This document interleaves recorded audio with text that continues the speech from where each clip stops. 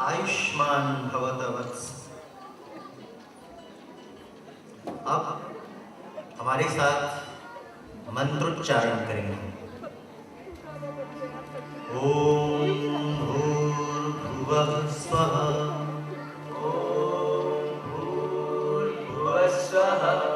तत्सवितुर्वरेण्यं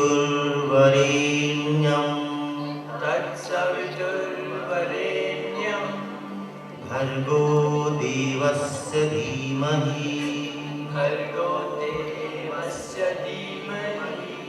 धियो यो नः प्रचोदयात्।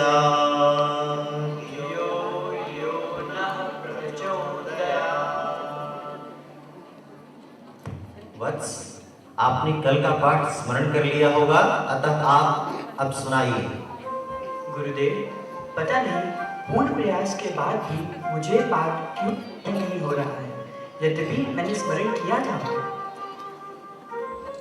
दयानंद, हमने तुम्हें पहले ही बताया था कि जिस दिन पढ़ाया हुआ पाठ नहीं सुनाओगे उसी दिन से तुम्हारी पढ़ाई बंद हो जाएगी। अतः चले जाओ यहाँ से, अपना मुंह मत दिखाना। गुरुदेव, मुझे एक अवसर प्रदान कीजिए, मैं अवश्य ही आपको कल का पाठ सुना दूंगा। ठीक है, लेकिन ध्यान रहे, यदि इस बार तुमने पाठ नहीं सुनाया तो तुम्हें यहाँ से चले जाना होगा। जैसी आपकी आज्ञा गुरुदेव।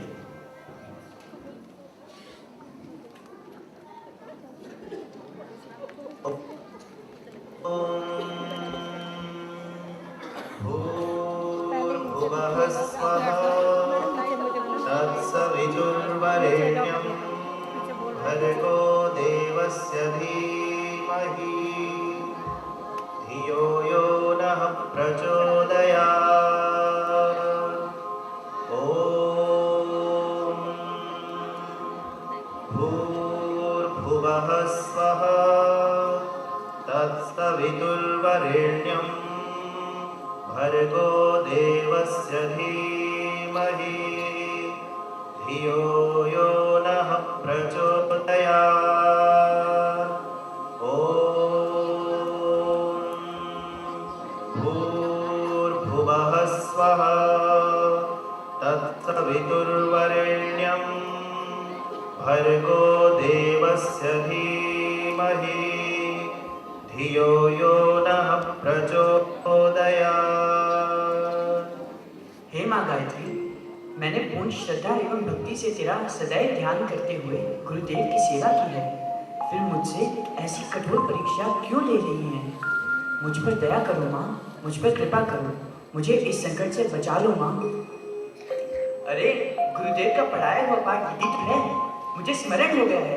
माँ गायत्री, आपकी कृपा से मुझे पाठ स्मरण हो गया है। प्रणाम गुरुदेव। आयुष्मान भव वत्स। दयानंद, क्या तुम अब पाठ सुना सकते हो? जी गुरुदेव, मैं पाठ सुनाने के लिए ही आपके पास आया हूँ। एकम सद्विप्राः बहुधा वदन्ति, अर्थात ईश्वर एक है, परंतु विद्वान उसे अनेक प्रकार से बताते हैं। अस्तु वत्स, तुमने अपना पाठ सही सुना दिया है। तुम अपनी चेष्टा में पूर्णतः सफल हुए।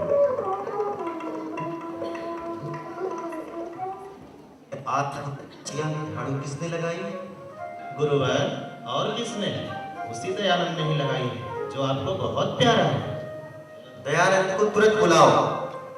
जो आ गया गुरुदेव। प्रणाम गुरुदेव। मुझे मारते हुए आप हाथों को क्यों कष्ट दे रही हैं? आप लीजिए, मुझे इस डंडे से मारिए, क्योंकि मेरा शरीर तो वज्र का हो गया है। इस पर मारते हुए तो आपको बहुत चोटें लगी होंगी। लीजिए गुरुदेव, मुझे इस डंडे से मारिए। हे आदर्श शिष्य दयानंद, वास्तव में तुम धन्य हो। यह ईश्वर की महिमा ही है कि उसके बाद में मुझे तुम जैसा शिष्य प्रदान किया है। मैं तुम्हें पाकर धन्य हो गया हूँ। अब मुझे पूर्ण विश्वास हो गया है तुम मेरी इच्छाओं को पूर्ण करने में समर्थ होगे। जाओ वत्स, ईश्वर तुम्हें शक्ति, भक्ति और संगत सदा प्रदान करें। तुम जैसा शिष्य सभी सद्गुरुओं को प्राप्त हो।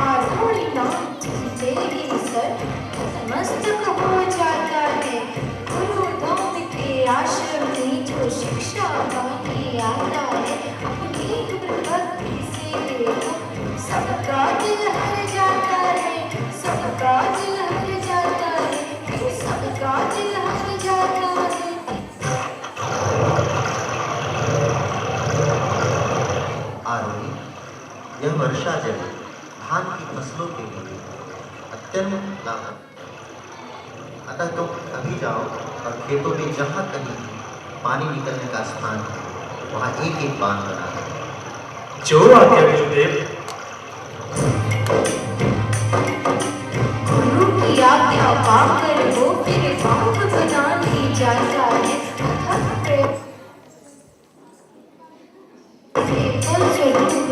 बांध नहीं बन पाता है, बांध नहीं बन पाता है, ये बांध नहीं बन पाता है।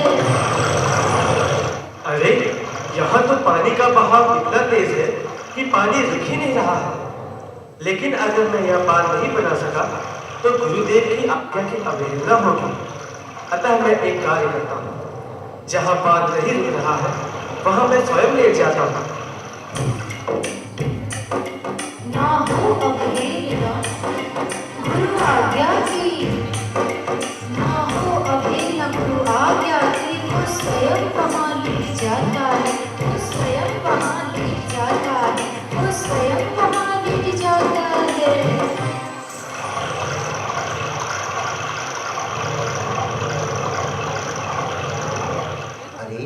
आरोही कहीं दिखाई नहीं दे रहा। गुरुदेव वे तो आपकी आज्ञा अनुसार खेतों में बांध बनाने गया है। परंतु अब तो संध्या हो गई है, अब तक तो उसे आ जाना चाहिए था। सब ढूंढ रहे आरोही को, पर कहाँ गया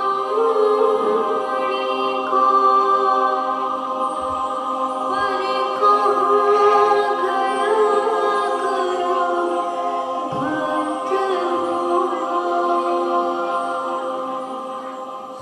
भक्त हो। भैया भैया आरोही कहाँ हो? कहाँ हो तुम? आरोही भैया कहाँ हो तुम? अरे गुरुदेव भैया आरोही यहाँ है। देखिए बांध की जगह में तो वो स्वयं लेटा हुआ है। वत्स आरोही, यह क्या किया तुमने? गुरुदेव आपकी आज्ञानुसार मैंने बांध बनाने का प्रयत्न किया था, परंतु पानी का बहाव इतना अत्यंत तेज होने के कारण बांध नहीं बन पा रहा था। अगर मैं बांध नहीं बना पाता तो आपकी आज्ञा की अवहेलना होती थी, अतः मैं स्वयं ही बांध के स्थान पर लेट गया। क्या मैंने कुछ गलत कार्य किया गुरुदेव? नहीं वत्स, तुमने तो आज वह कार्य किया है जो कोई भी शिष्य नहीं कर सकता। तुमने आज वह भक्ति प्रदर्शित की है जो युगों युगों तक याद रहेगी। मैं तुम्हारी गुरु भक्ति से अत्यंत प्रसन्न हूँ। ईश्वर तुम्हें दीर्घायु प्रदान करे, युगों युगों तक तुम्हारी भक्ति की पताका लहराती रहे। सारी दुनिया की दौलत मिलाकर अगर गुरु के चरणों में समर्पित कर दी जाए तो भी हम उनके देन नहीं दे सकते। आइए हम सब मिलकर गुरु वंदना करते हैं।